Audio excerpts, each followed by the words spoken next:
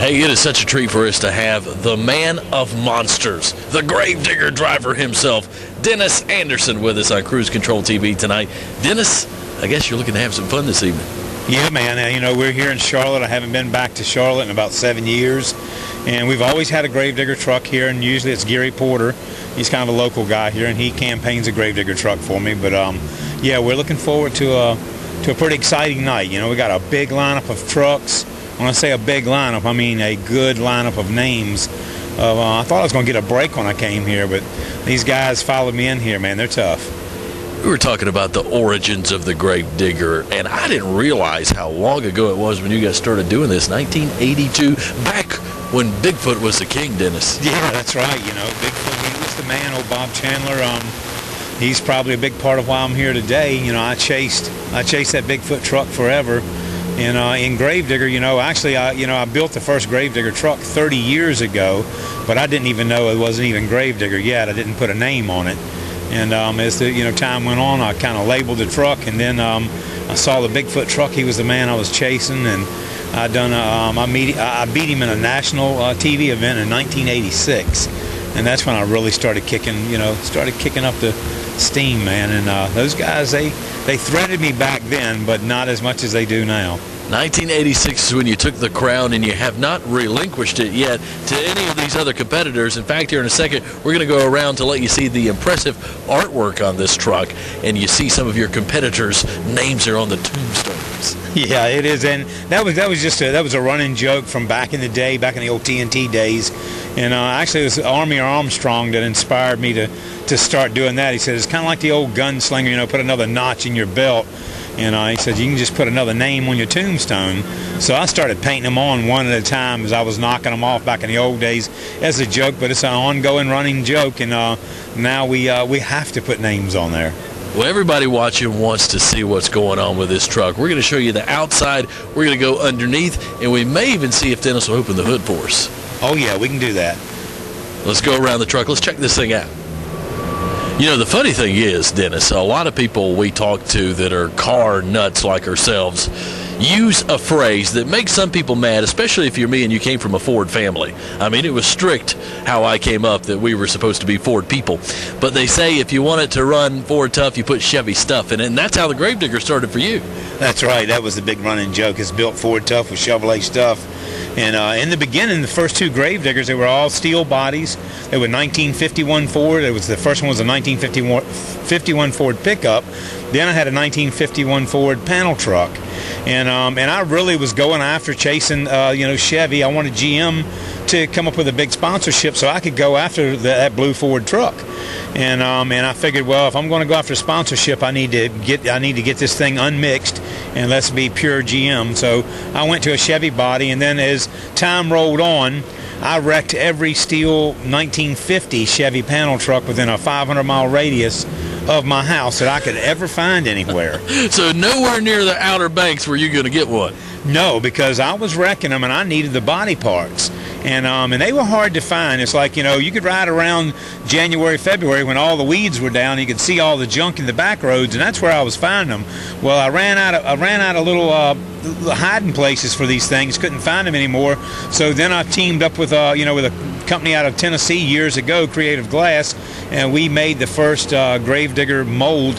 And we molded one of their bodies, and it's been running ever since. I mean, we crash them and bash them all the time. So now they're fiberglass bodies. So this is a fiberglass body, which is kind of ironic on a monster truck. You'd think we'd be talking all steel here. But let's check this out. We were mentioning the tombstones and some of the different names on here. We see the Avenger here. We see the Air Force Afterburner, the Bounty Hunter. How do those competitors take to that, Dennis? Does it get them mad ever? No, it doesn't get them mad. Honestly, if I don't put the competitors on there, that's why I keep mixing it up, because they'll say, oh, I'm not even good enough to get put on your truck. It's like I'll beat these guys, and they'll go, hey, well, you beat me 10 times, man. You never put me on there. I said, all right, well, wait till I wreck this body, and I'll put you on the next one, because I keep changing. We're rotating the names around, and it's just been a big ongoing joke, kind of a trackside. Gives everybody a little conversation piece, too, because if I haven't seen the boys in 6 or 7 months, haven't raced with them, they always walk up because they know that I put a new body on this thing. thing, every 30 days or so. So they'll come up and check and see if their name is posted. It's kind of like a billboard for them. It's good advertisement. It's a wall of fame. And as you check out this door here, you were telling me too, Dennis, that you could go back to Gravedigger number 10, Gravedigger number 13, and nothing will match because of the custom painting involved here. This is not decals. Yeah, that's right, and that's why it's very expensive. These bodies, well, from start to finish, from popping it out of the mold and doing bringing it down to the North Carolina shop, cropping, fitting, and mounting. Then we send it to the body shop. We get the base coat black. Then we send it to Vineland, New Jersey. That's where all the artwork's done. Then we have to bring it back down to the North Carolina body shop, clear coat it, put it on the body, put it in the truck. I'll take it to the stadium, and if we're lucky, we don't wreck. But most of the time, this baby's got scratches and it's getting tore up. But and that's how it rolls. And this body right here costs us right around $11,000 by the time we pop it out of the mold and get it mounted on the truck. So that's $11,000. Let's check out the wheels here. And these wheels, if you'll see, the wheels I think are big enough to fit a couple of kids in, and the tires themselves are what we're talking 5. They're 5.5 foot tall. They're 66 inches tall. This is what's considered a monster truck. When you label a monster truck, back in the day, you weren't a monster truck. I had big tractor tires on. Well, they said, okay, well, you're not really a monster truck. So in the rule book a long time ago, you had to have a bare minimum of 66 inches tall and 43 inches wide, and that was considered a terra tire. And that's what this is. These tires were used for, for log skidders, for fertilized rigs in agriculture use, and then we just converted them over, put them on monster trucks, and we're out here jumping buses, vans, and cars, and ringing donuts with them. Hey, next we're going to go underneath and under the hood here with Dennis Anderson on Cruise Control TV. Hey, next, before we go underneath the Gravedigger with Dennis Anderson, you were telling me, Dennis, you're pretty proud of this one flag we've got here on the rear of your truck. Yeah, it is. I mean, this is a flag that when you see this flag on the back of a monster truck in the Monster Jam series, this is a stepping stone. You have to be flagged to be able to go to Las Vegas for the World Finals at Sam Boyd Stadium. I conquered my flag at our first event this year. I think it was in Atlanta, Georgia, is where I was. Where they honored me with my flag, and as every weekend goes by, they keep selecting trucks until we get 16 or 24. It depends on how many we're going to have at the World Finals. But when you see these babies flying on the back, we've earned these flags to get to the World Finals. Let's go underneath here for a second also, and let's describe, Dennis, what makes this an entirely different truck than something you're going to get off a Chevy, Ford, or Toyota assembly line. Yeah, well, typically, the big block Chevrolet motor is what everybody calls it. That's what we're based on, is a big block Chevrolet.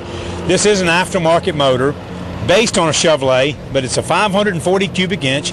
It's a world product block from Bill Mitchell's, and we've got a set of world product heads on it. Some of my motors I run a Brodax head on, but they're 540 cubic inches. They're blown fuel injected on alcohol, and the injection is a top hat, and the supercharger is a blower, and it packs air in, crams fuel down the throat of this motor, and this thing builds 1,475 horsepower, and it's got 1,325 foot-pounds of torque. So they're pretty nasty motors. I think you could pull a trailer or two with that. Yeah, you could. I'm telling you, man. You might not want to go to work with it all day long, but for a short-term, torque monster, buddy, it's right here. Hey, next as we look underneath the Gravedigger with Dennis Anderson, tell us, Dennis, what's the story behind the belts? What's the function here? Those actually are called limiting straps. That is, they're used so when the shocks top out, that if you don't have something to stop that shock when you get to the top of it, these big heavy tires and this big heavy rear will jerk the pistons right off the shock shaft. So then your suspension comes apart. So that's what takes care of the topping out. Then when you get down, when you close this thing all the way up and you shut the shock all the way down, you have to have a bump stop. You need something to stop that thing so it doesn't try to cram that cylinder and that piston right through the top of the shock. So that's why you got a snubber right on the bottom of it. Your little Teflon bushing down here, and that's our bump stop. And that what it does is catches the travel of the shock. Once we're to the top, baby, you can't go no more. That strap's got to stop you. When you hit the bottom, you're on the snubber, so that's called a bump stop. And you were telling me, too, I believe your rear is 30 inches, right? It is. We have 30 inches of suspension travel. It's nitrogen over hydraulic oil in the shocks, and These things are really awesome. We have some trackside tunability on them. We can regulate the fluid to run faster, run slower for big jumps, you know, and small mile jumps. Typically what we do is we go out, we put them in a race mode. That's for smaller jumps. And when we come back for freestyle, and we're going to air this baby out and get 25 and 30 foot of air underneath of it, then we tighten the shocks up. Well, another thing we got to look at when you're going to different races, you see the fuel cell, let's say, of a late model stock car. It is not quite as big as the fuel cell on the Gravedigger. Just how big is this thing? That thing is big. Okay, that's a 25-gallon cell on the back of this dude. And what we do is you know, we have back-to-back racing. Okay, a lot of buildings we go into, we cannot fuel in the building. You have to get out of the building to fuel, to refuel the truck. So we put bigger fuel cells on them so we can keep them inside the building. And plus, you know, back in the day, I used to run a small fuel cell. Didn't want to haul any more weight with me. That thing would cavitate. Once the fuel got low, then this baby will burn up some fuel too now. But once the fuel got low with that small cell, it would cavitate the pump, and you have a spit and a sputter in the motor, and you didn't want that. And you want to talk power, folks. What's up under the hood of this Gravedigger has a little bit of horsepower, doesn't it, Dennis? Yes, it does. It's 1,475 horsepower, and it delivers 1,325 foot-pounds of torque. It's a torque monster. It's an awesome motor. Well, Dennis, we appreciate you giving us the grand tour of the Gravedigger. And tonight, thousands of people here at Time Warner Cable Arena in Charlotte are going to get to experience what you were describing to us. That power is going to come to life. That's right, and it'll be good. We got a good lineup of trucks here tonight, and it should be an awesome show. We'll start out with you know, racing, and we have a wheelie contest. Then we go into the freestyle. Everybody loves the freestyle, and that's what I love to be labeled as the man of freestyle. I was one of the pioneers of freestyle motorsports, so here we are. I'm going to strut my stuff. Haven't been here in 7 years. Always had a Gravedigger truck here, but just like to thank all you viewers and listeners out there for your fan support, for making me who I am today. If it wasn't for you guys, I wouldn't be standing here doing this interview. And I always tell everybody, I thank you for every nut and bolt on my truck and every shingle on my roof. You guys made me who I am today, and I'll never forget that. Hey, that's awesome. Dennis, thank you so much. We've got more Cruise Control TV coming up. Don't go away.